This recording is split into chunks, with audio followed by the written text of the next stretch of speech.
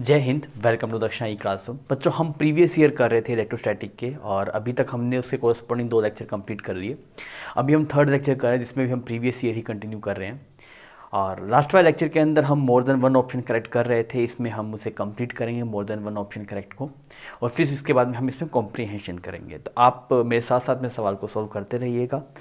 कुछ अच्छे सवाल हैं, कुछ एवरेज सवाल हैं, आप सबका आइडिया लीजिए और आप देखिए भी जो आपने पढ़ा है उससे वो सवाल हो जा रहे हैं कि नहीं हो जा रहे हैं। ठीक है बच्चों, तो आइए अपने इसको शुरू करते हैं। 2013 का सवाल है, एक बार आप करके देखिए, फिर अपने इसको डिस्कस करते हैं।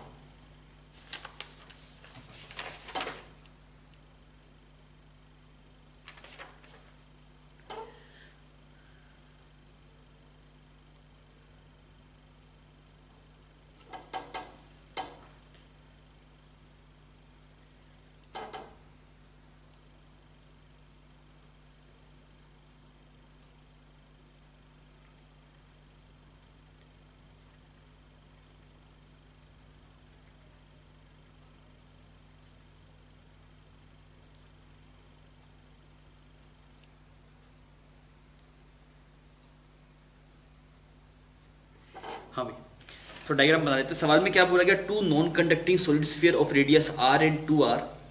यहाँ पे एक ऐसे बना दिया आपने स्फीयर, इसकी रेडियस कुछ r है, और इसी को टच करते हुए एक बड़ा स्फीयर बना दिया, इसकी रेडियस कुछ 2r है। This radius is r and this radius is 2r। Clear? अब इन दोनों को ज्वाइन करते हुए ऐसी लाइन बना दीजिए। अब इसने क्या बोला आपसे कि आपसे बोला गया कि along the line joining of the centres is zero, मतलब 2r डिस्टेंस, इसके सेंटर से 2r डिस्टेंस पे, इसके सेंटर से 2r डिस्टेंस पे EFI जीरो हो रहा है। तो कहाँ कहाँ पे हो सकता है? इसका मतलब ये हुआ ना, आपके पास में ये एक चार्ज है, ये एक चार्ज, इसका साइन कुछ भी हो सकता है, वो भी बताया नहीं, रो कैसा भी हो सकता है, इसकी कुछ रो 1 है, कुछ रो 2 है, मे बी एक पॉजिटिव हो एक नेगेटिव हो। अगर ये दोनों हम पॉजिटिव मान लें, if rho 1 and rho 2 are positive, दोनों आपके पास में पॉजिटिव है, तो कहाँ पे जीरो मिलेगा? सेंटर में कहीं पे जीरो मिलेगा, और मतलब इसके बीच में कहीं पे जीरो मिलेगा साइन के रो, और यहाँ से कितनी दूरी पे? 2r डिस्टेंस पे। ये उसने बोला कि इस छोटे वाले के सेंटर से 2r डिस्टेंस पे EFI जीरो मिला, इस वाले पॉइंट पे जीरो बना देते हैं, करके देखते हैं। तो आप देखिए, आप छोटे, अब यहाँ पे जेड जीरो है ना, तो इसकी वजह से भी, इसकी वजह से प्लस इसकी वजह से मिला के जीरो होना चाहिए। अब ये ओ पॉइंट इस छोटे वाले स्फीयर के बाहर है, और अगर इस छोटे वाले स्फीयर के बाहर है तो इसकी वजह से EFI क्या लिखेंगे आप? दैट इज k, इस पे q कितना दे? रो 1 multiply 4/3 pi r cube, k cube divide by distance कितना हो गया? 4r square. इसकी वजह से लिखा है, स्मॉलर की वजह से k cube by r square होगा, बिकॉज आप बाहर हैं, तो k क्यूब की जगह लिख दिया रो की टर्म में, और r की वैल्यू आपने 2r थी, स्क्वायर करेंगे तो ये आ जाता है, और k की वैल्यू भी 4 पाई एप्सिलॉन नॉट रख दिया, इज इक्वल टू। अब अगर आप इसकी वजह से देखेंगे, बड़े वाले की, मतलब बड़े वाले स्फीयर की वजह से, तो ये वाला पॉइंट इस बड़े स्फीयर के अंदर है, और अंदर ये फायदा रो बाय 3 एप्सिलॉन नॉट, और r की वैल्यू आपके पास में यहाँ से 2r है ना, रो डिस्टेंस 3r, तो डिस्टेंस कितनी होगी? r हो गया, तो यहाँ पे ये से r है। क्लियर? ये रो 1 है आपके पास, और ये आपके पास में यहाँ पे रो 2। ठीक है, अब देखते हैं कुछ कट रहा है क्या? एप्सिलॉन नॉट से एप्सिलॉन नॉट कट रहा है, आर स्क्वायर से आर क्यूब, और यहाँ पे ये वाली टर्म कट जा रही है, यहाँ पे 4 पाई से 4 पाई कट जा रहा है, तो यहाँ पे आपके पास में क्या दिखाई दे रहा है आपको? रो 1 डिवाइड बाय ये 3 से कट जाएगा, by 4 is equal to rho 2। तो यहाँ से क्या है बच्चों? Rho 1 by rho 2 is equal to 4। एक तो ये वाला जवाब आ गया, पर आपको ये देखना चाहिए भी मल्टीपल ऑप्शन करेक्ट है, तो अगर मल्टीपल ऑप्शन करेक्ट दिया तो कुछ तो और आंसर और भी आ रहा होगा। अब वो कैसे निकाल सकते हैं आप? आपने अभी तक दोनों को पॉजिटिव माना, अब सोच के देखिए, अगर हम मान लें कि इफ एक कोई पॉजिटिव है और दूसरा नेगेटिव है, if rho 1 and rho 2 are of different sign, are of different sign, तो अगर ये अपोजिट साइन के होंगे तब कहां पे EFI जीरो मिलेगा? तब बीच में तो मिल नहीं सकता, बिकॉज अगर बीच में देखेंगे तो ये पॉजिटिव हुआ, मान लीजिए ये वाला कुछ नेगेटिव हुआ, दोनों सेम डायरेक्शन में फोर्स हैं, तो बीच में नहीं मिल सकता। तब कहां पे मिलेगा आपको? कि यहाँ पे पॉइंट पे जीरो मिलेगा, उधर मिल नहीं सकता आपको, बिकॉज इस वाले इफेक्ट, यहाँ इस वाले रीजन में हमेशा इसका इफेक्ट डोमिनेट करेगा, तो यहाँ पे कहीं पे बाहर आपको मिलेगा, तो यहाँ पे 2r डिस्टेंस पे आपने देख लिया। बिकॉज सवाल में गिवन सेंटर से 2r डिस्टेंस पे, तो इधर तो तभी मिलेगा आपको 2r डिस्टेंस पे जब आपके पास में दोनों सेम साइन के होंगे, और अगर आप इस तरफ जाएंगे तब वो मिल सकता है। उसमें क्या कंडीशन होगा, एक पॉजिटिव चार्ज होगा, एक नेगेटिव चार्ज होगा। आप याद कीजिए, ऐसे कुछ केस याद है आपको, एक Q1 हुआ करता था, एक Q2 हुआ करता था, सेम साइन के सेंटर में बीच में मिला करता था एक ऐसा पॉइंट जहां पे ये 5 0 है। अगर एक पॉजिटिव और एक नेगेटिव हुआ करता था, इस वाले रीजन में मिला करता था जहां पे आपके पास में छोटे वाले चार्ज के पास से मिला करता था। तो कुछ ऐसा पॉइंट मिलेगा आपके यहाँ, O डैश पॉइंट है आपके पास में, ठीक है। अगर आप इस पे देखेंगे तो सबसे पहले इसकी वजह से लिखा, that is K ρ1 4/3 pi r cube divide by 4r square. इसकी वजह से EFI आया। बड़े वाले की वजह से लिखेंगे तो बड़े वाले के सेंटर से कितना दूर हो गए बच्चों आप, दिस इज 4 एंड टोटल कितना आ गया ये आपके पास में, दिस इज 2r 3r और 5r, कितना बनेगा K ρ2 4/3 पाई r क्यूब मल्टीप्लाई डिस्टेंस आ गया 25r स्क्वायर। अब देखते हैं कुछ कट रहा है क्या, जिसकी रेडियस कुछ 2r थी ना आपके पास, दिस इज 8r क्यूब, ठीक है, क्योंकि जब आप बाहर देखते हैं तो एक्सप्रेशन था k cube by r square. अब आप देखिए ये r स्क्वायर से r स्क्वायर उड़ गया, इस केस से ये k उड़ गया, 4/3 पाई r क्यूब से 4/3 पाई r क्यूब कट गया। यहाँ पे कितना रहा, ρ1 बाय ρ2 आपके पास में जो निकल के आया, 32 डिवाइड बाय 25, पर एक माइनस लगाना पड़ेगा बिकॉज हम पहले ही जान चुके हैं कि ρ1 ρ2 दोनों डिफरेंट साइन के होंगे। तो आपके पास में दो ऑप्शन मैच कर जाएंगे, option B and D, BD option match कर जाएगा, ठीक है, छाप लीजिए।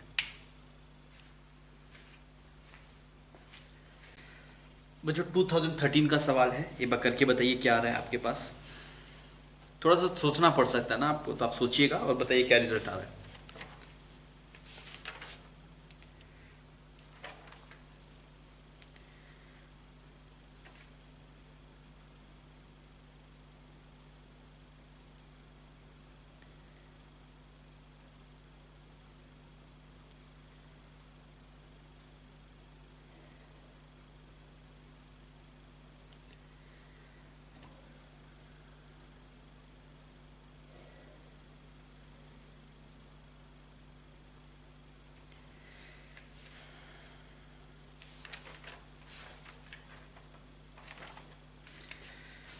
तो हम डायग्राम बना लेते हैं इधर।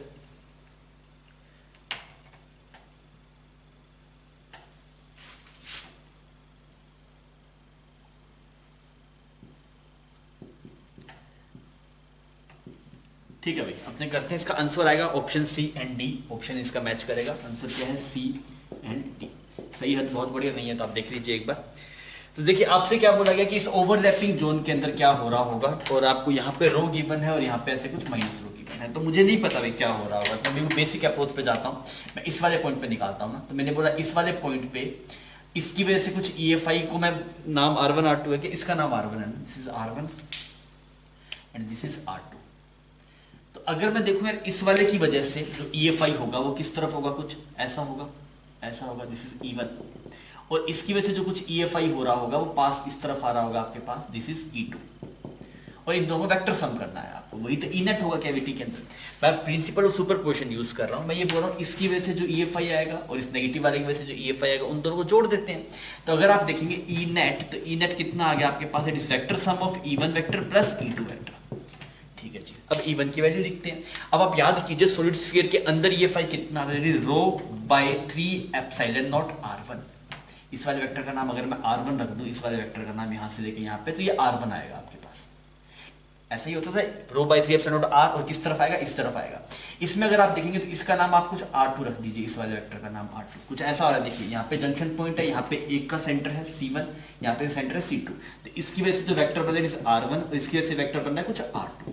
और इसकी वजह से जो EFI आ रहा है आपके पास वो इस तरफ आ रहा है, और इसकी वजह से जो EFI आ रहा है इस तरफ आ रहा है। तो आप क्या लिखेंगे, E2 किस तरफ आ रहा है, इस तरफ आ रहा है, तो कितना आएगा, that is ρ/3 epsilon not R2, पर माइनस चल जाएगा बिकॉज वो इस तरफ आ रहा है। अब इसका आप नेट वेक्टर निकाल लीजिए, तो क्या बनेगी, ρ/3 epsilon naught R1 vector minus R2 vector. अब यार इसकी वैल्यू निकालनी पड़ेगी, R1 vector minus R2 vector. ये है आपके पास में R1 वेक्टर, ये है R2 वेक्टर। अगर आप R1 vector minus R2 vector करें तो ऐसा बनेगा, देखिए ये R1 वेक्टर बन जाएगा, माइनस R2 वेक्टर कुछ ऐसा होगा। सही, ये C1 है आपके पास में, ये C2 है, और इन दोनों में जो सम आएगा आपके पास में किसके बराबर आएगा, C1 C2 वेक्टर। तो अगर आप देखेंगे R1 vector minus R2 vector, ये आएगा C1 C2 वेक्टर। बात समझ में आ गई? ये वाला हमने सेम एक्सप्रेशन किया था जब हमने सॉलिड स्फीयर में से कैविटी काटी थी, अगर आपको याद होगा। तो यहाँ पे जो ई नेट आपके पास में निकल के आ रहा है, ई नेट, तो कितना आ गया ई नेट? ई नेट आ गया भाई साहब rho by 3 epsilon naught C1 C2 vector. मतलब अगर आपके पास में यहाँ पे ऐसे कुछ कैविटी है, ये सॉरी ये कैविटी वाला केस नहीं, कैविटी वाले में सेम ऐसे एक्सप्रेशन था ना। अगर ओवरलैपिंग जोन है आपके पास में, तो हर एक पॉइंट पे जो EFI है वो कांस्टेंट है। देखिए उसका मैग्नीट्यूड भी कांस्टेंट, डायरेक्शन भी कांस्टेंट है। तो हर एक पॉइंट पे C1 ये हो गया, C2 ये हो गया, तो C1 C2 डायरेक्शन में आएगा, तो हर एक पॉइंट पे इस तरफ आ रहा है EFI। समझ में आ रहा है? और इसकी वैल्यू भी कांस्टेंट है, और इस E की वैल्यू कितनी है? That is rho by 3 epsilon naught C1 C2। तो इसका डेरिवेशन ऐसा नहीं था आपके लिए नया था, आप खुद से कर सकते थे इस डेरिवेशन को, बिकॉज हमने एक सॉलिड स्फीयर में से कैविटी काटने वाला केस किया था, वो भी ऐसा सा ही था। अब इसमें क्या है, इसने पढ़ता इलेक्ट्रिक फील्ड इज जीरो, बिल्कुल गलत बात, इलेक्ट्रिक फील्ड जीरो नहीं है। फिर आप बोलेंगे electrostatic potential is constant, electrostatic potential इसके हर एक पॉइंट पे कांस्टेंट है क्या? हर एक पॉइंट पे इलेक्ट्रोस्टैटिक पोटेंशियल तब कांस्टेंट होता है जब EFI जीरो होता है, बिकॉज डेल्टा भी कैसा आता है बच्चों? डेल्टा भी आता है minus of E dot ds। अगर हर एक पॉइंट पे आपके पास में E जीरो होगा तभी पोटेंशियल कांस्टेंट होगा, पर ऐसे की तो हो ही नहीं रहा आपके पास में, हर एक पॉइंट पे E जीरो नहीं है, डिफरेंट डिफरेंट है। तो ये वाला बी ऑप्शन भी आपके पास में गलत हो जाएगा। सी ऑप्शन में बोला electrostatic field is constant in magnitude, ये बात सही है यार, इलेक्ट्रोस्टैटिक फील्ड जो है वो कांस्टेंट है magnitude, that is rho by 3 epsilon naught, और ये डिस्टेंस। फिर बोला था electrostatic field has same direction, ये बात भी सही है, हर एक पॉइंट पे सेम है। तो दो ऑप्शन मैच कर दिए इसमें, that is option C and option D. ठीक है,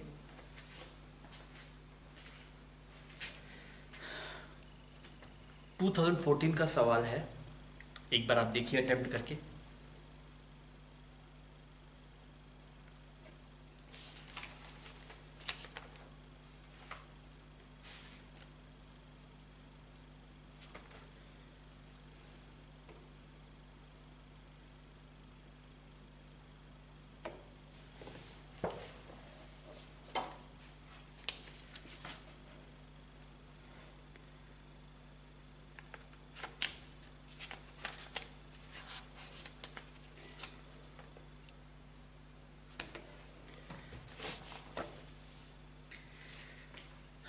हाँ भाई, मैं इसको थोड़ा डायग्राम बना लेता हूँ, फिर मैं आपको जवाब बता दूंगा।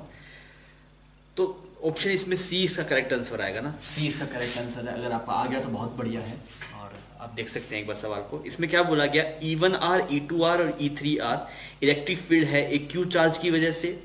तो Q चार्ज की वजह से अगर आप EFI लिखेंगे तो यहाँ पे जो E1 आपके पास में आएगा, E1 नाम है ना इसका, तो ये कितना है, that is KQ divide by R square. फिर उसने बोला कि लाइन चार्ज की वजह से, अगर आप लाइन चार्ज की वजह से देखें तो E2 कितना आएगा, E2 आएगा 2K lambda bye R।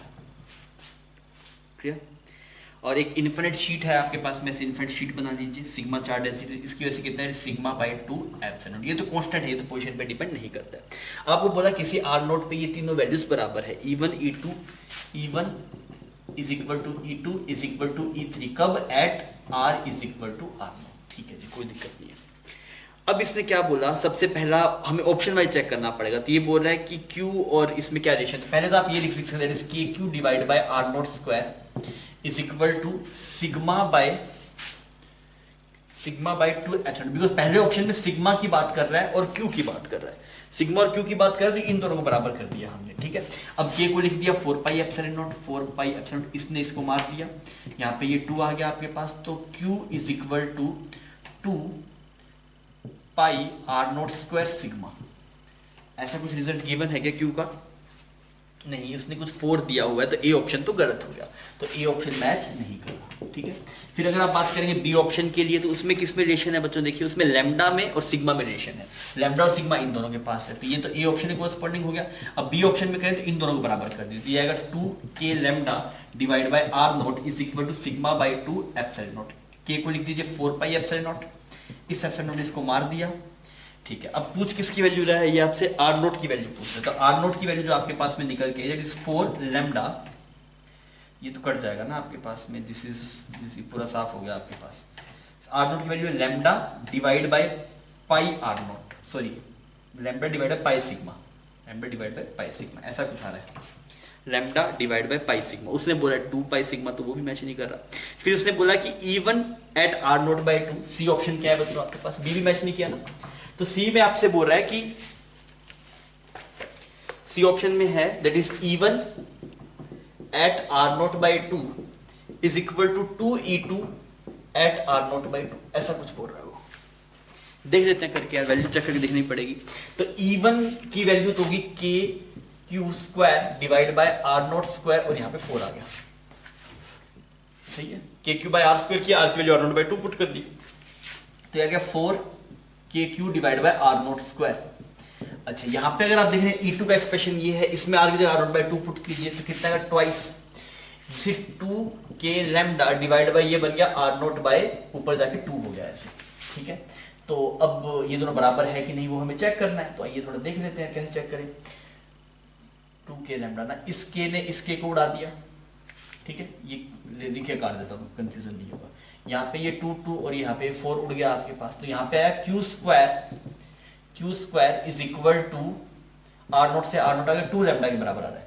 Q² is equal to 2 lambda के बराबर आ रहा है। अब है कि नहीं वो पहले चेक करना पड़ेगा। कैसे चेक करेंगे, हम इन दोनों को बराबर कर देते हैं। अगर हम इन दोनों को बराबर करें तो आया KQ² divide by R0² is equal to 2K lambda divide by R0, सही। तो यहाँ पे आपके पास में एक मिनट यहाँ पे R0² आना चाहिए ना। अच्छा अगर R0² तो यहाँ पे एक R0 आएगा। अभी चेक करके देखता हूँ ये आ रहा है कि नहीं आ रहा। इसने इसको उड़ा दिया, इस K ने इसको उड़ा दिया, तो Q² आपके पास में आ रहा है 2R0 लैम्डा और वो आ भी रहा है, तो ये वाली बात सही है, ठीक है। यहाँ से जो रेशन आ रहा है एक्यूरेशन वही है आपके पास। सिमिलरली अगर आप डी ऑप्शन में चेक करेंगे तो डी में क्या बोला है आपको, that is E2 at R0/2 is equal to 4E3 at R0/2। Similarly आप सेम एक्सप्रेशन आप पुट करके देख लीजिए, फिर आप मैच करवा लीजिएगा, तो डी ऑप्शन ही मैच नहीं करेगा, तो सिर्फ सी ऑप्शन मैच कर रहा है। अब इस तरीके के सवाल आपके इसमें टाइम टेकिंग है, आपको हर एक ऑप्शन के पास जाना है। तो मल्टीपल करेक्ट में ऐसा होता है कि आपको ऑप्शन देख के ही आप सवाल कर सकते हैं। अब इसमें नहीं बता सकते ना डायरेक्टली, पहले आप ऑप्शन देख रहे, अच्छा ये पूछ रहा है, फिर आपने सोल्व किया उसको, तो आप 1 बाय 1 सोल्व करते। थोड़ा कई बार टाइम टेकिंग सवाल होते हैं, अगर आपके पास टाइम है तो आप इसको ले सकते हैं, नहीं तो आप स्किप भी कर सकते हैं। पर ये जैसे ये बहुत ज़्यादा कैलकुलेशन थी, जेईई एडवांस के हिसाब से एक सवाल में 4 मिनट के आसपास लग जाता है, कोई दिक्कत नहीं है। 4 से 5 मिनट भी अगर लग गया कोई दिक्कत नहीं है। हर एक सवाल में 5 मिनट रहे तो दिक्कत है, जैसे 2-3 सवाल 5 मिनट के लायक हैं तो आप उन्हें कर सकते हैं, ठीक है बच्चों। तो इसमें एक सी ऑप्शन करेक्ट हो जाएगा, तो ये वाला कर पाएंगे ना आप, इसको करके देख लीजिएगा, ये डी भी मैच नहीं करेगा, ठीक है। छाप लीजिए। 2015 का सवाल है आपके पास में, ज़्यादा पुराना नहीं है, तो आप करिए इस सवाल को, करके बताइए क्या आपको सही जवाब मिल रहा है। सवाल आसान है ना, करिए।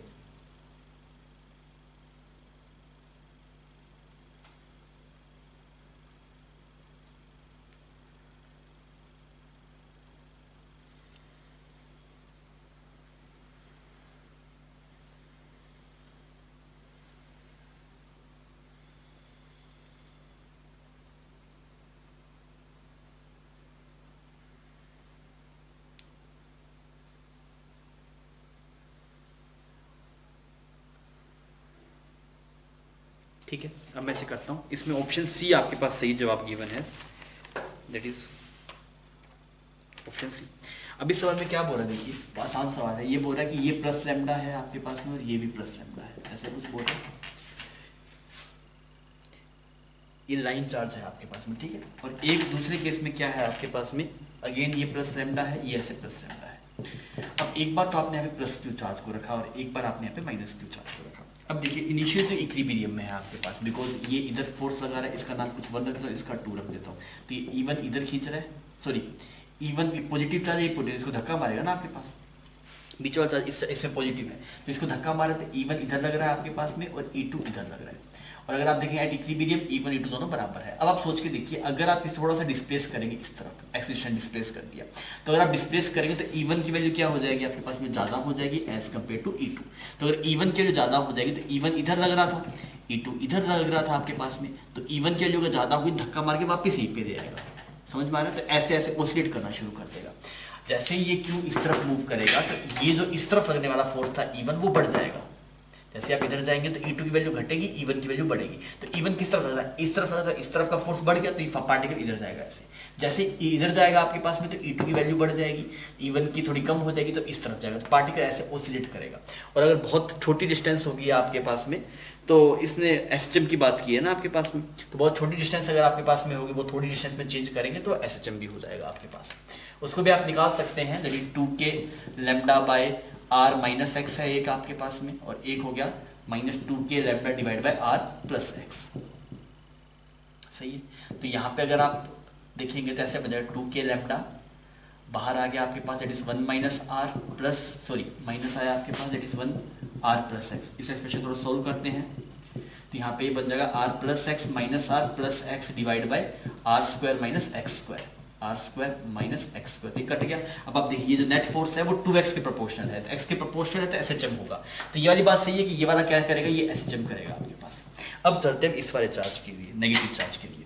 अगर आप नेगेटिव चार्ज के पास में जाएंगे, देखिए तो इसका नाम 1 रख दिया, इसका नाम 2 रख दिया। अब ये 1 किस तरफ खींच रहा है, ये पॉजिटिव है नेगेटिव है, तो इधर खींचेगा E1, और यहाँ पे अगर इधर लेके जाएंगे तो ये इधर E2 खींचेगा। मतलब इस वाले पॉइंट पे E1 इधर लगा रहा है, मतलब ये इस तरफ फोर्स है, ये इस तरफ लगा रहा है। अब इनिशियली दोनों E1 E2 बराबर इक्विलिब्रियम पे है। अब आप सोचिए अगर आप थोड़ा सा आगे लेके जाएंगे, थोड़ा सा आगे लेके जाने से क्या होगा, जो E1 की वैल्यू है वो बढ़ जाएगी। E1 यहाँ पे ऐसे लग रहा होगा, E2 ऐसा लग रहा होगा। अभी क्या होगा, E1 बड़ा हो जाएगा as compare to E2, because आपके पास में EFI आता है 2k लैम्डा बाय आर। जितना r कम होगा उतना EFI ज्यादा होगा। तो अभी आप दोनों से बराबर दूरी पे थे, जब आप दोनों से बराबर दूरी पे थे दोनों का EFI बराबर था। जैसे आप इसको थोड़ा सा आगे लेके चले गए तो इससे डिस्टेंस कम होगी, इससे डिस्टेंस बढ़ गई, तो E1 की वैल्यू बड़ी होगी, E2 की वैल्यू कम होगी। अब बच्चों E1 की वैल्यू बड़ी होगी, इसका मतलब जिधर भागा उधर ही निकल देगा, ये इधर निकल देगा। अगर आप इसको इधर डिस्प्लेस करें तो इधर निकल देता, मतलब ये आपके पास में ऑसिलेट नहीं कर रहा है। आप इसको इधर छोड़ा तो इधर भाग लिया, इधर छोड़ा तो इधर भाग लिया। अनस्टेबल इक्विलिब्रियम है, दिस इज अनस्टेबल इक्विलिब्रियम। और ये कैसा था, स्टेबल इक्विलिब्रियम। क्यों स्टेबल इक्विलिब्रियम अनस्टेबल इक्विलिब्रियम ऐसे चेक करते हैं, अगर आप मीन पोजीशन से डिस्प्लेस करेंगे वापस वहीं पे आ रहा है, और जैसे इधर करते हैं, जैसे आपने इधर डिस्प्लेस किया तो इधर आ गया, इधर डिस्प्लेस किया तो इधर आ गया, मतलब वो स्टेबल इक्विलिब्रियम है। अगर अनस्टेबल होगा, जैसे आपने इधर डिस्प्लेस किया उधर ही निकल देगा, दैट इज अनस्टेबल इक्विलिब्रियम। तो आप ये बोल सकते हैं इस वाले केस में आपके पास में SHM होगा, इस वाले केस में SHM नहीं होगा। तो हम क्या बोलेंगे, both charges will execute SHM, गलत बात। बी ऑप्शन में बोला है कि both will move in the direction of motion, ये भी गलत बात। हम बोलेंगे प्लस क्यू SHM करेगा और माइनस क्यू सिर्फ जिस डायरेक्शन में आप लेके जाएंगे वहीं पे चला जाएगा, तो सी ऑप्शन सही है। फिर बोला माइनस क्यू SHM कर रहा है, गलत बात। तो एक ही ऑप्शन सही हो गया बच्चों यहाँ पे, दैट इज ऑप्शन सी।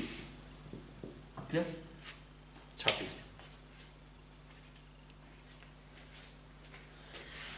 2015 का सवाल है, आप करके बताइए क्या जवाब मिल रहा है आपको।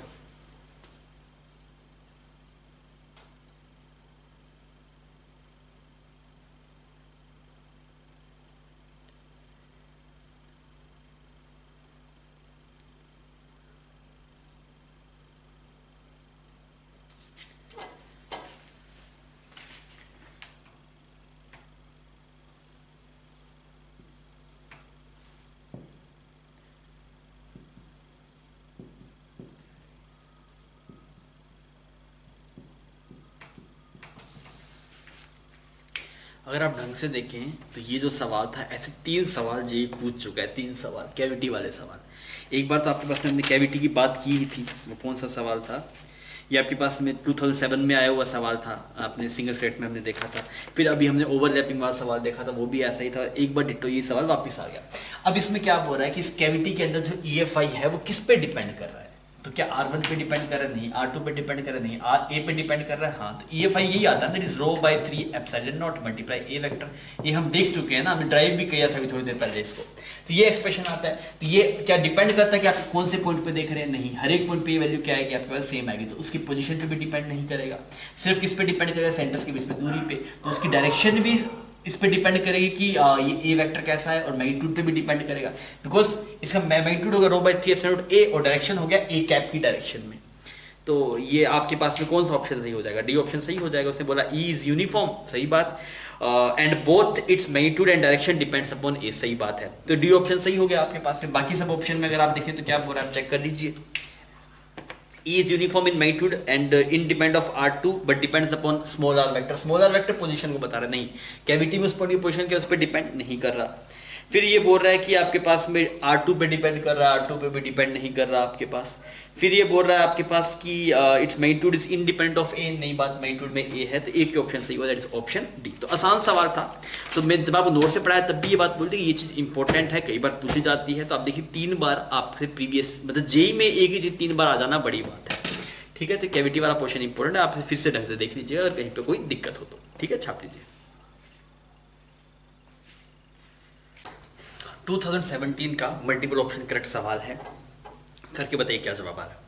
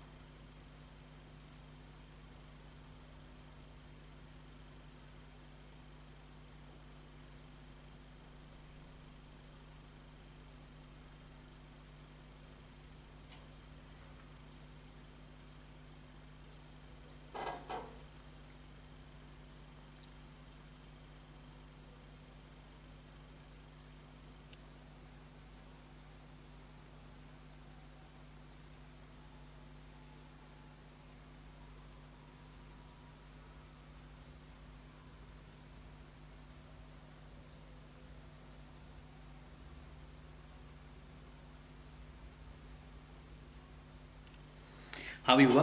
तो इसके जो आंसर है आपके पास that is A and D, इसके आंसर होने चाहिए। आइए अपने इसको अटेम्प्ट करते हैं। सवाल में क्या बोला गया है, ऐसे एक हेमिस्फीयर है, तो हमने ऐसे हेमिस्फीयर बना दिया, ठीक है। अब इसके सिर्फ यहाँ पे टॉप पॉइंट के ऊपर आपने जस्ट बाहर है ना, इसके जस्ट बाहर आपने यहाँ पे क्यू चार्ज को रख दिया, ठीक है। सबसे पहला क्या पूछा इसने, सबसे पहले ऑप्शन में इसने दिया है कि the circumference of the flat surface is equipotential. Circumference क्या होगा, ये वाली, ये दिस इज इक्विपोटेंशियल है या नहीं। देखिए तो आप देखिए सर्कमफ्रेंस के हर एक पॉइंट की जो दूरी है आपके पास है वो आर ही है। सर्कमफ्रेंस के हर एक पॉइंट की दूरी अगर आप देखेंगे तो वो फिक्स वैल्यू होगी ना आपके पास में, आर नहीं आएगी, दैट इज √2r ना, ये आर जैसे √2r। तो अगर आप देखिए सर्कमफ्रेंस का कोई भी पॉइंट अगर आप देखेंगे, जैसे ये हेमिस्फीयर आप एज्यूम कीजिए, इसके कोई भी सर्कमफ्रेंस, इस फ्लैट सरफेस के सर्कमफ्रेंस की बात चल रही है ना, यहां से हर एक पॉइंट जो डिस्टेंस है आपके पास है वो बराबर है, दैट इज √2r। तो ए ऑप्शन तो आपके पास में सही हो गया कि वो इक्विपोटेंशियल है। हाँ, हर एक पॉइंट डिस्टेंस आपके पास में √2r है। बी ऑप्शन की बात करते हैं, the component of electric field normal to the flat surface is constant over the surface. ये बोल रहे हैं कोई भी पॉइंट पे अगर आप चले जाइए, यहाँ पे कोई पॉइंट पे चले जाइए, जो नॉर्मल इलेक्ट्रिक फील्ड आएगा, इसका इलेक्ट्रिक फील्ड तो कुछ ऐसा आएगा, इसका जो नॉर्मल कंपोनेंट होगा वो सेम आएगा। ये बात सही है क्या? देखिए क्योंकि यहाँ पे जो इलेक्ट्रिक फील्ड है वो मैक्सिमम है आपके पास, that is KQ divide by r²। जैसे जैसे आप दूर जाएंगे इलेक्ट्रिक फील्ड कम होगा, अब उसका कंपोनेंट तो और भी कम हो जाएगा आपके पास में। तो अगर आप जैसे दूर जाएंगे इलेक्ट्रिक फील्ड भी कम होगा, कंपोनेंट ब्रेक तो और कम होगा, तो आप इस वाले पॉइंट मैक्सिमम इलेक्ट्रिक फील्ड है, बाकी सब पे कम आएगा इलेक्ट्रिक फील्ड, तो वो कॉन्स्टेंट नहीं है आपके पास।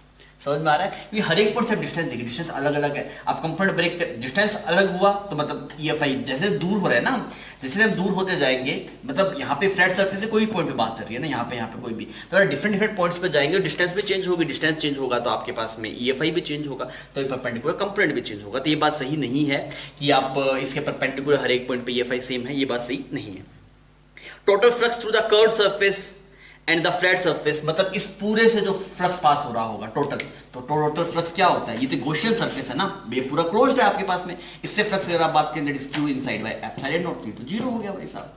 किससे? पूरे से। इसे आप देखिए सी ऑप्शन में बोला है the electric flux through the curved surface and flat surface, दोनों से मिला के जीरो है भाई साहब, Q बाय एप्सिलॉन नॉट नहीं है, ठीक है। फिर बात करते हैं, फिर इसने क्या पूछा, the flux passing through the curved surface of hemisphere, इस हेमिस्फीयर से जो फ्लक्स जा रहा है वो कितना है वो पूछ रहा है। जैसे मान लीजिए ये आपके पास फ्लैट सरफेस हो गया, ये कर्व सरफेस हो गया ना, अब जस्ट बाहर पे क्यों रखा हुआ है, तो आपको पता है flux through curve surface plus flux through flat surface, ये नेट फ्लक्स आ गया, ये कितना है 0। अब हमसे पूछा कर्व सरफेस से बताओ, तो मैंने बोला फ्लैट से निकाल लेता हूं, फ्लैट से निकाल लूंगा तो जस्ट माइनस हो जाएगा। अब फ्लैट से कैसे निकालेंगे, तो अब आप देखिए, आप याद कीजिए, अगर यहाँ पे ऐसे किसी डिस्टेंस पे आप क्यू चार्ज को रखते थे, जैसे जो फ्लक्स पास होता है that is Q/2 epsilon not vector 1 minus cos theta, ये आता था फ्लक्स। अगर आप इस वाले केस में देखेंगे, ये वाला एंगल अगर आपके पास में कुछ थीटा था तो हम उसी हिसाब से निकाल लेते हैं। तो अगर आप देखेंगे ये वाला एंगल, तो ये वाला एंगल हो गया 45 डिग्री, तो फ्लक्स थ्रू फ्लैट सरफेस कितना आएगा आपके पास, that is Q/2 epsilon naught bracket में 1 माइनस cos 45, सोल्व करेंगे कितना आ गया, that is Q by two epsilon naught 1 minus 1 by root 2। ये तो फ्लैट सरफेस से आ गया। और अगर आप कर्व सरफेस से देखें तो जस्ट इसका माइनस आ जाएगा, तो फ्लक्स थ्रू कर्व सरफेस जो आएगा that is minus Q by two epsilon naught bracket में 1 माइनस 1 बाई। क्लियर? तो दो ऑप्शन सही हो गए बच्चों आपके पास, that is option A and option D. Clear? छाप लीजिए।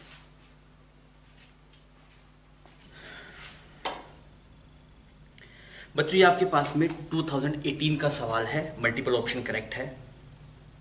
आप करके बताइए क्या जवाब आ रहा है। आसान सवाल है ना।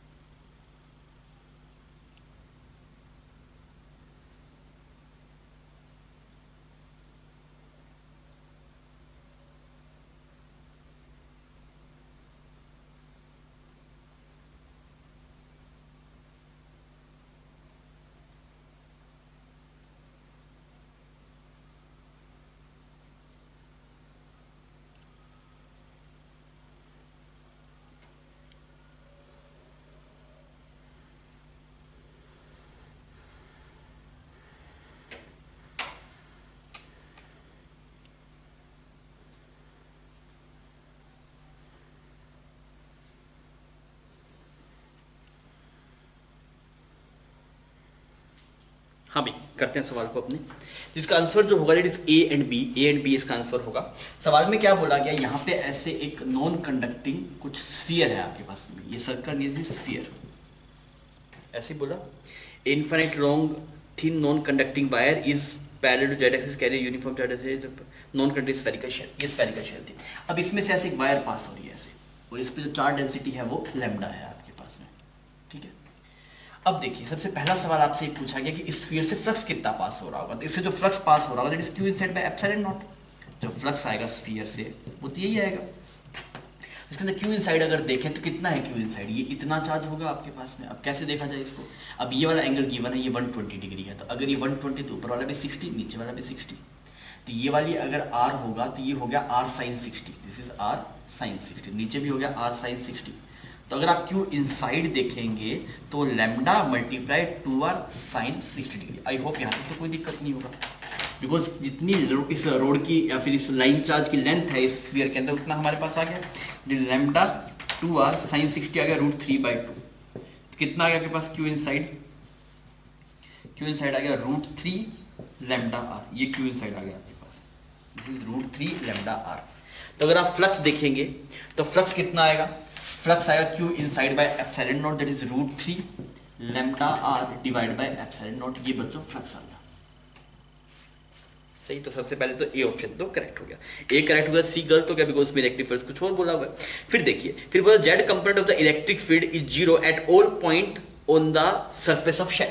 अब देखिए इसकी वजह से जो इलेक्ट्रिक फील्ड होता है वो कैसे हो, जैसे मान लीजिए लाइन चार्ज है, इससे इलेक्ट्रिक फील्ड क्या होगा, ऐसे रेडियली आउटवर्ड होगा आपके पास, रेडियली आउटवर्ड होगा। तो इलेक्ट्रिक फील्ड ऐसे रेडियली आउटवर्ड होगा। अगर रेडियली आउटवर्ड ही होना है आपके पास तो ये वाला जेड एक्सिस है ऊपर की तरफ, आप देखिए तो इसकी तरफ तो कोई आएगा ही नहीं भैया, कोई पॉइंट पे देखें तो रेडियली आउटवर्ड होगा। और अगर रेडियली आउटवर्ड होगा तो जेड डायरेक्शन में कुछ भी नहीं आएगा।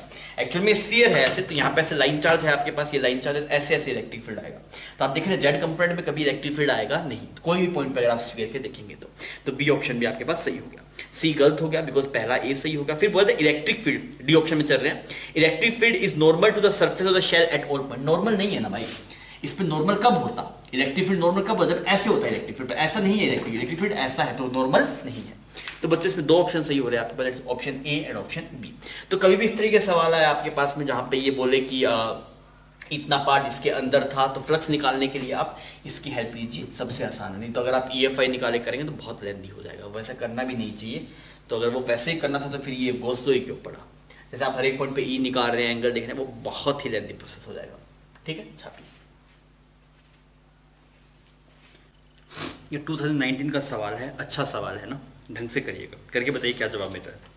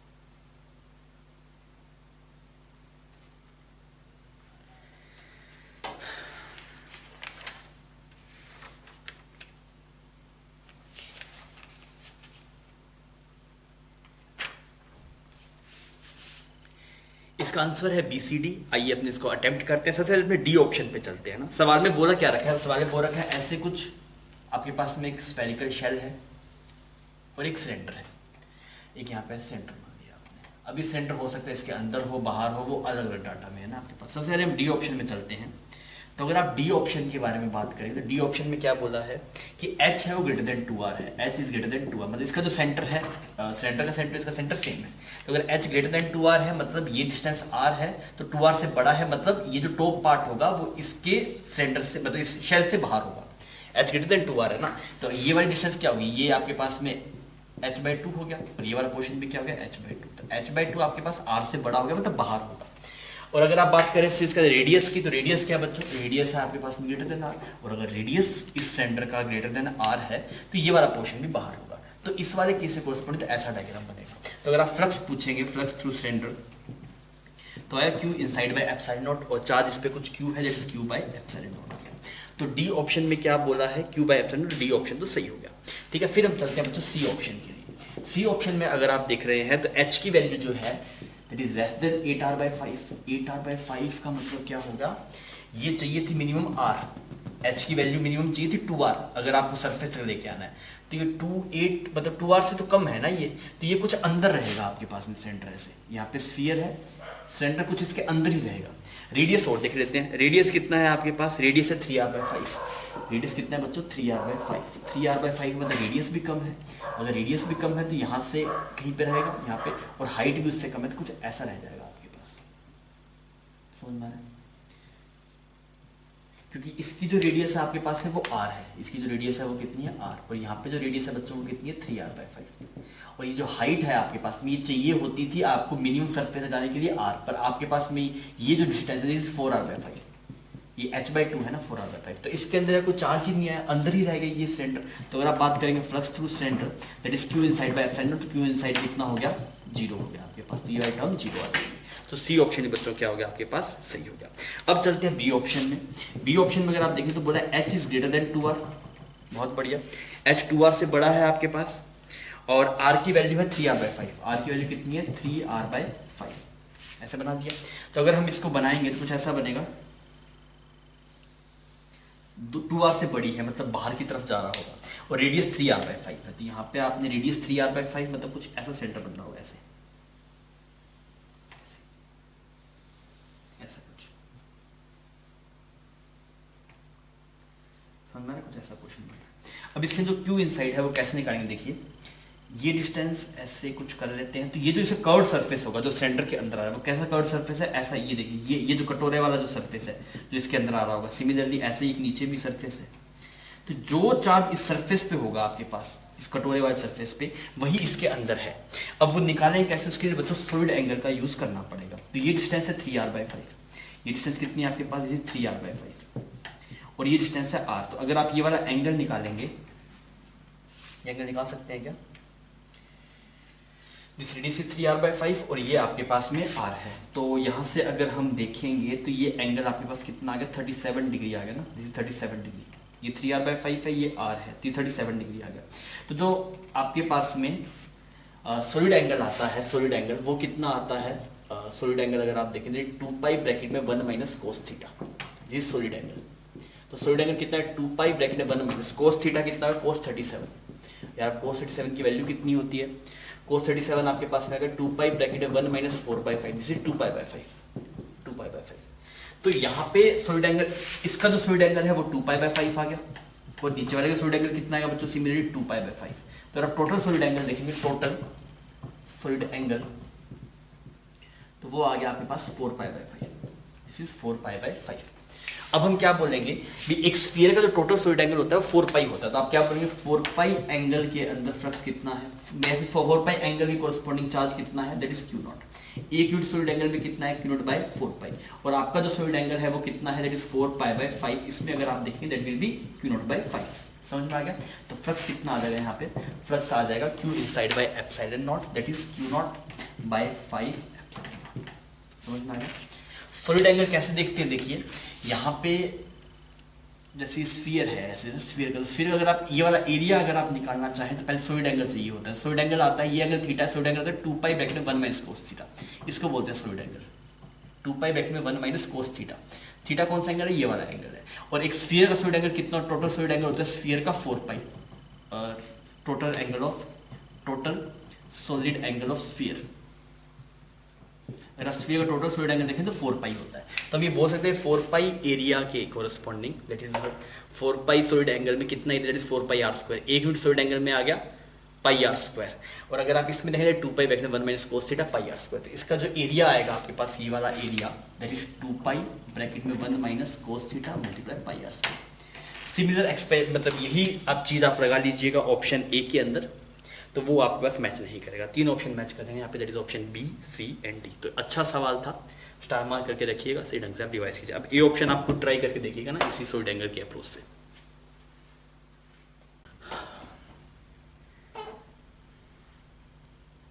बच्चों 2019 का सवाल है और बढ़िया सवाल है, मल्टीपल ऑप्शन करेक्ट है, मोर देन 1 ऑप्शन करेक्ट है। आप करके बताइए इसमें क्या क्या आंसर्स आपको मिल रहे हैं।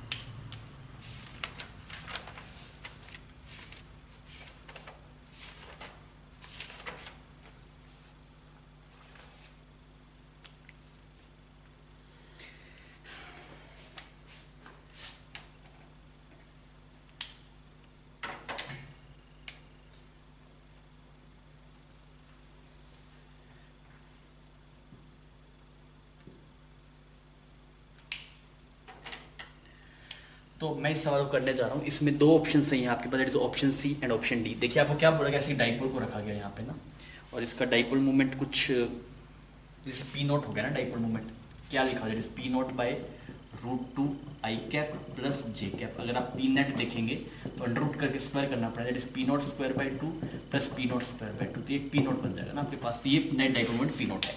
अब एक एक्सटर्नल इलेक्ट्रिक फील्ड भी है, और एक्सटर्नल इलेक्ट्रिक फील्ड के होते हुए यहाँ पे equipotential surface, this is equipotential surface, equipotential surface, मतलब इस पूरे पे जो पोटेंशियल है वो सेम है।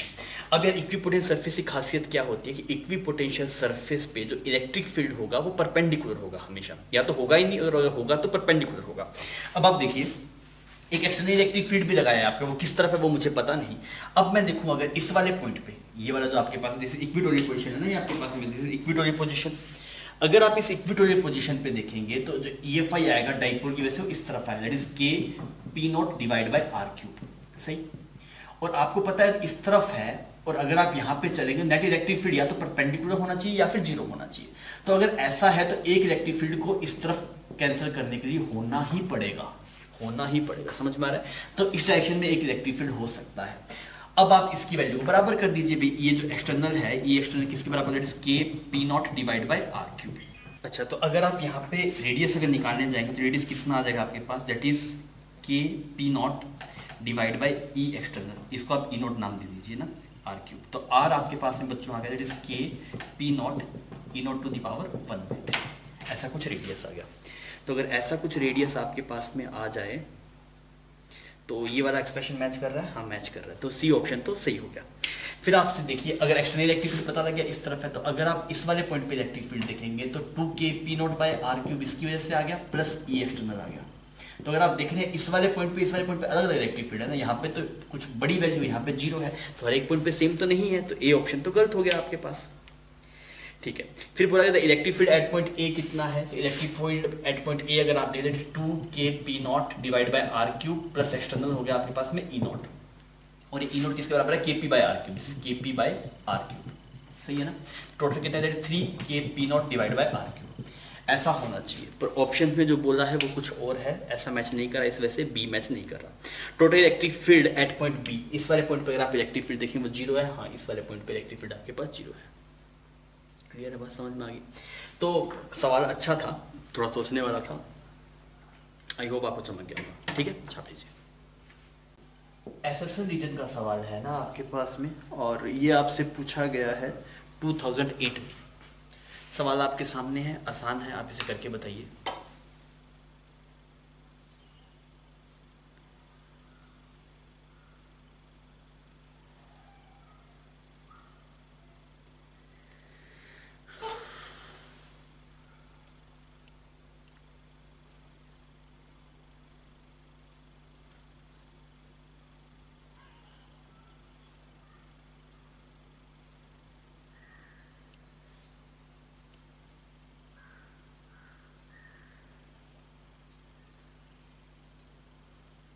ठीक है, स्ट्रेट फॉरवर्ड सवाल है।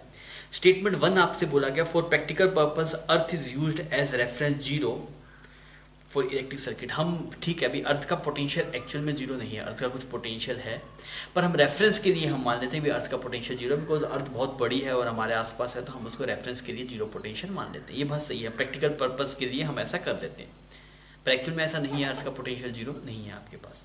और हमेशा पोटेंशियल मैटर नहीं करता, पोटेंशियल डिफरेंस मैटर करता है। भाई अगर आप देख रहे हैं अभी 220 वोल्ट, तो 220 जैसे मान लीजिए एक रेजिस्टेंस है, उसके अक्रॉस एक एंड 5 वोल्ट का है, दूसरा 10 वोल्ट का है, तो पोटेंशियल डिफरेंस 5 वोल्ट है। अब मान लीजिए एक एंड आपके पास 15 का है, एक 20 का है, तब भी पोटेंशियल डिफरेंस 5 वोल्ट का है। तो क्या मैटर कर रहा है? पोटेंशियल डिफरेंस मैटर कर रहा है। तो अब रेफरेंस के लिए अर्थ को अगर हम जीरो मान लें तो हमें दिक्कत नहीं होती, क्योंकि अर्थ हमारे हर एक जगह हमें अवेलेबल है, हम उसके हिसाब से वर्क कर सकते हैं। तो पहला स्टेटमेंट सही है। बी स्टेटमेंट में बोल रहा है था electric potential of a sphere of radius R, उसका पोटेंशियल बोल रहा है कि अगर किसी स्फीयर पे क्यू चार्ज है, उसकी रेडियस कुछ आर है, तो उसका पोटेंशियल के क्यू बाय आर होगा। ये बात भी सही है।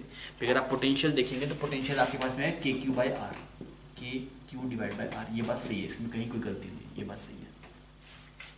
तो यार बच्चों, अगर पोटेंशियल के क्यू बाय आर आपके पास में आ रहा है, ये बात भी सही है, पहले वाला स्टेटमेंट भी सही है, पर यार ये तो नहीं समझाता है भाई साहब अर्थ का पोटेंशियल जीरो क्यों मानते हैं। तो उसके बारे में तो कुछ चर्चा ही नहीं की, सिर्फ इतना बताया कि भाई अगर आप अर्थ के लिए के क्यू बाय आर करें तो जीरो आएगा, नहीं आएगा जीरो बाय, उसकी कुछ वैल्यू आएगी। तो इस वजह से पहला ऑप्शन भी सही है, दूसरा ऑप्शन भी सही है, पर वो करेक्ट एक्सप्लेनेशन नहीं है। इस वजह से इसका बी ऑप्शन हम करेक्ट बोलेंगे।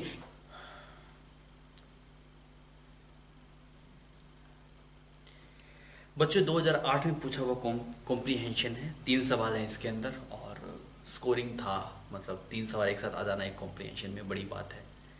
तो 9 से 12 नंबर का सवाल रहता है टोटल मिला के। तो आप इस सवाल करके बताइए, इस कॉम्पिटिशन को अटैम्प्ट करके बताइए कि आप क्या क्या जवाब आ रहे हैं। पूरा अटैम्प्ट कीजिएगा ना, करिए इसको।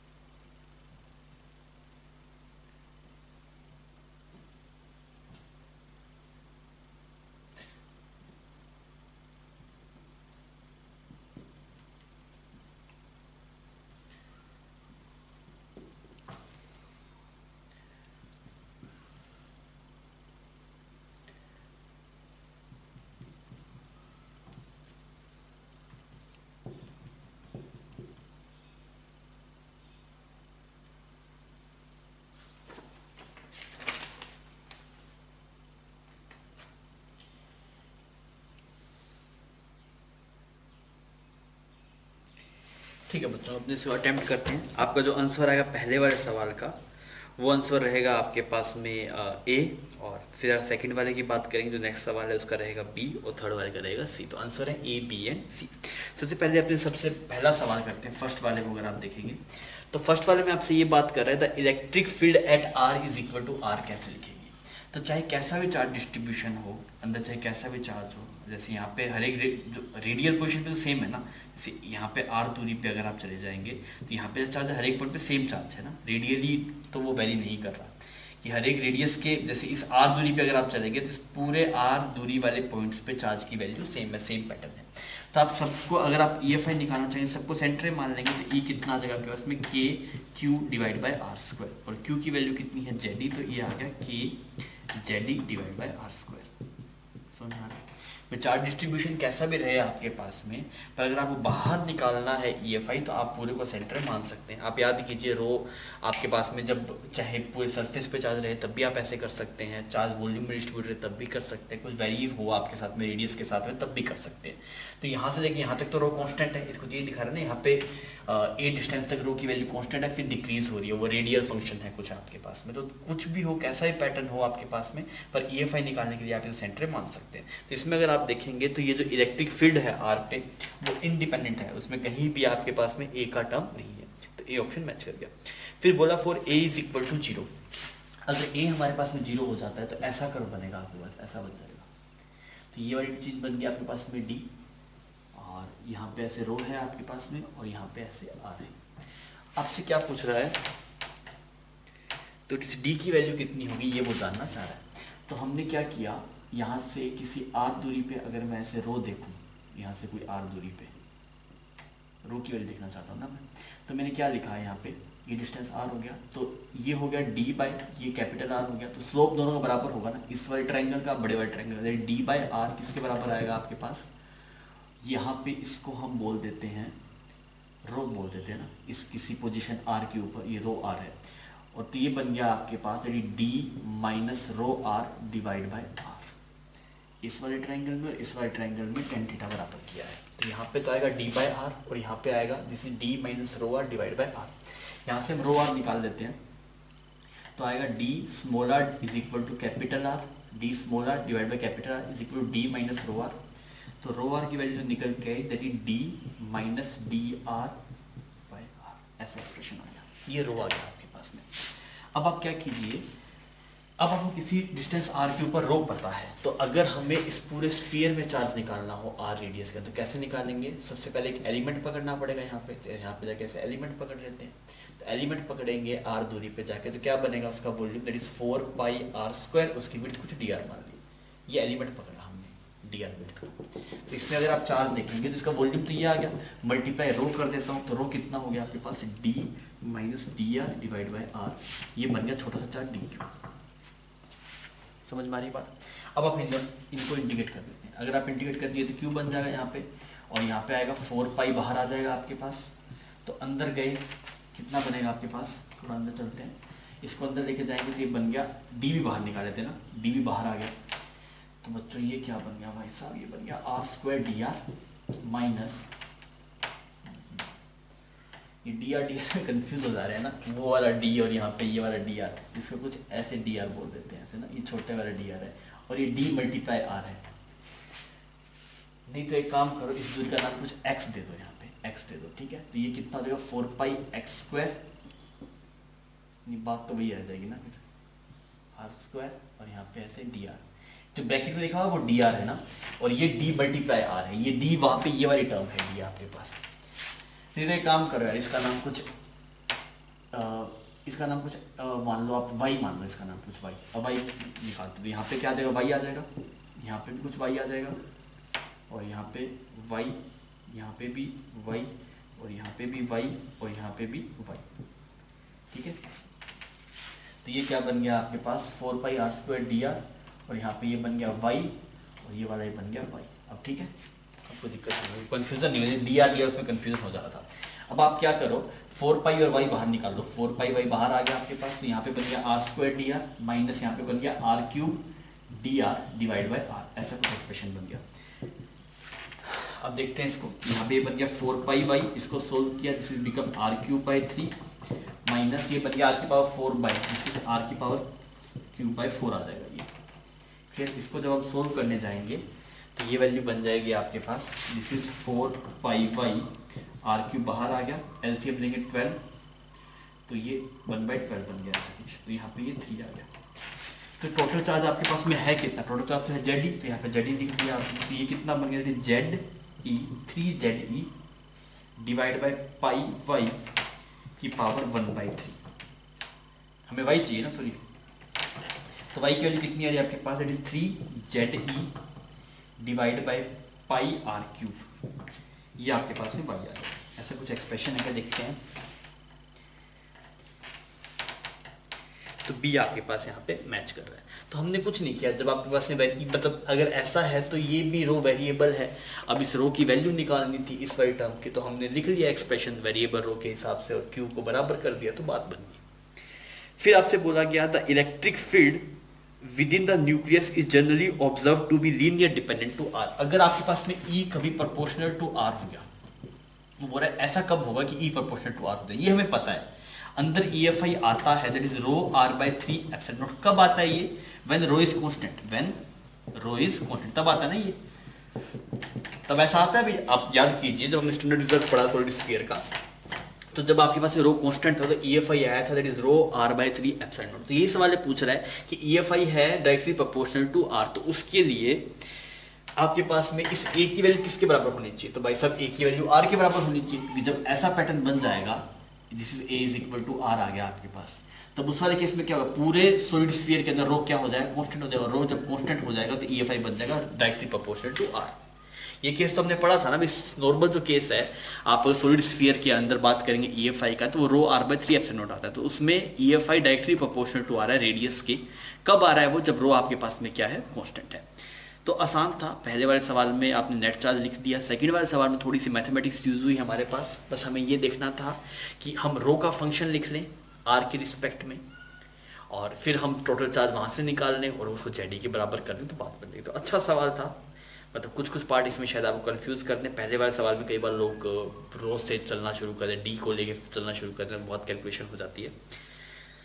वैसे ओवरऑल अगर आप देखें तो मीडियम लेवल का कॉम्प्रिहेंशन था, बहुत इजी भी नहीं था और बहुत ज़्यादा टफ भी नहीं था। ठीक है, छाप लीजिए।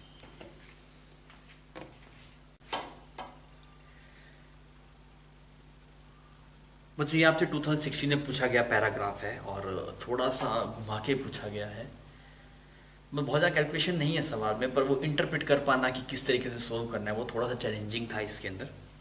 आप मुझे करके बताइए कि आपके क्या जवाब आ रहे हैं।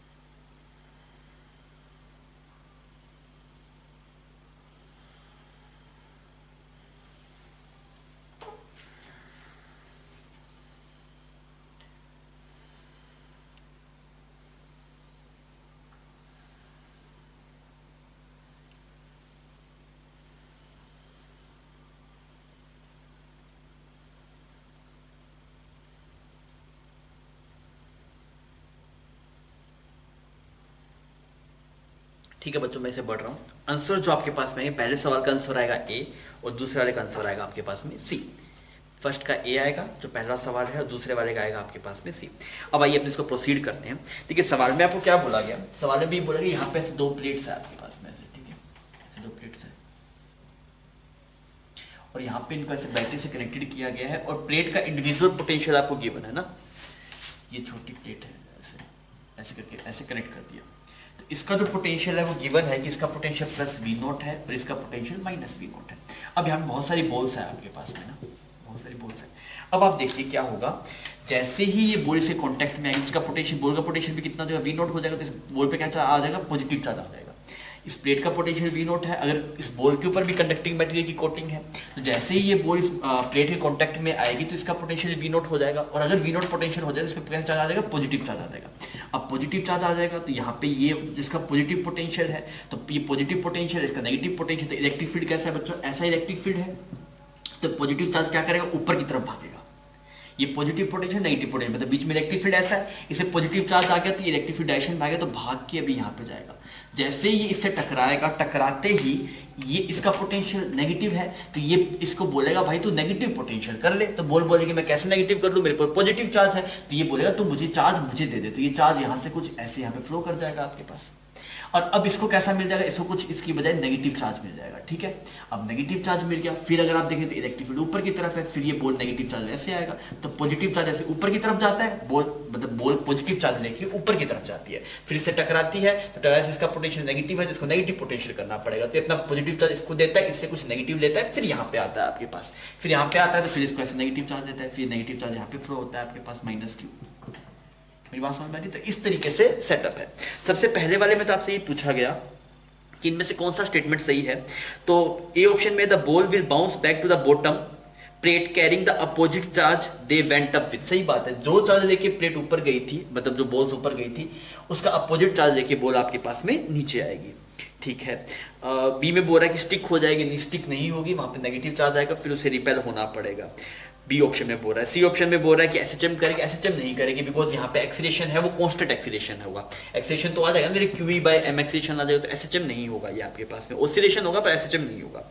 डी में अगर आप देखें the ball will bounce back to the bottom plate carrying the same charge with the went up, नहीं, जो चार्ज लेगी उसका नेगेटिव चार्ज आपके पास में लेके आएगी। ठीक है बच्चों, तो ये तो आपके पास से पहला सवाल था, इसका जवाब हो गया। अब आइए अपने बढ़ते हैं इससे नेक्स्ट वाले सवाल के ऊपर। अब अगर अपने से नेक्स्ट वाले में चलेंगे तो हमें ये देखना है भी करंट कितना फ्लो कर रहा है ना, ये पूछ रहा है ना कि द एवरेज करंट किसके प्रोपोर्शनल, तो करंट होता कितना है, करंट होता है आपके पास में Q डिवाइड बाय टाइम। तो यार कितना चार्ज ट्रांसफर कर रहा है, पहले चार्ज देखते हैं। तो क्या आएगा इसका पोटेंशियल, दैट इज बॉल की रेडियस वगैरह कुछ गिवन है क्या सवाल में?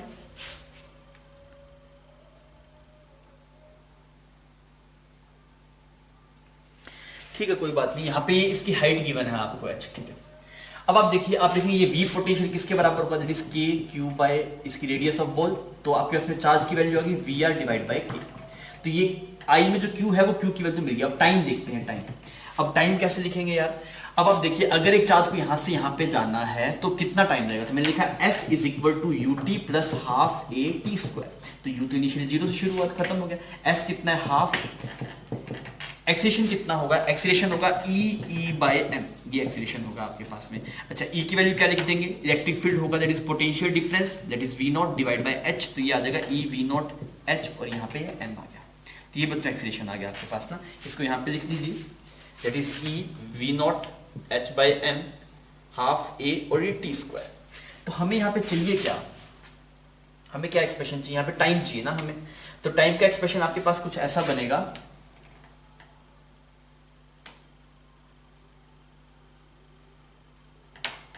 ठीक है।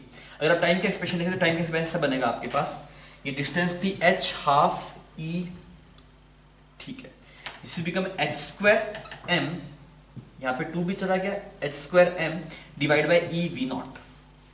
अब e इस पे चार्ज है तो इस पे चार्ज कुछ ऐसे क्यों लिख देता हूं ना, ये आपके इसका रूट आपके पास में टाइम आ गया, सही है। अब देखिए Q किसके प्रोपोर्शनल है, V के प्रोपोर्शनल है। Q किसके प्रोपोर्शनल है, V के प्रोपोर्शनल है ना, Q V के प्रोपोर्शनल देखिए आप।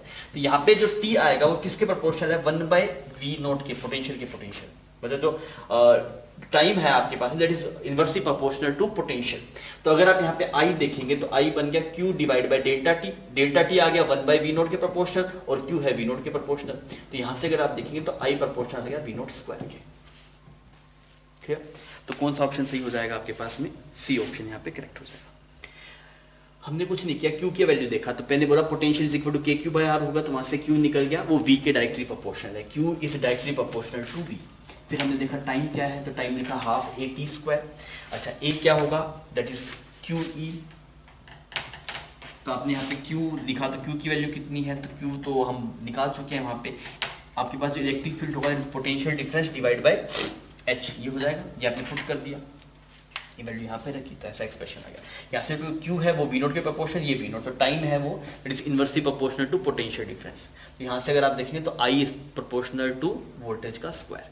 क्लियर है, छाप लीजिए।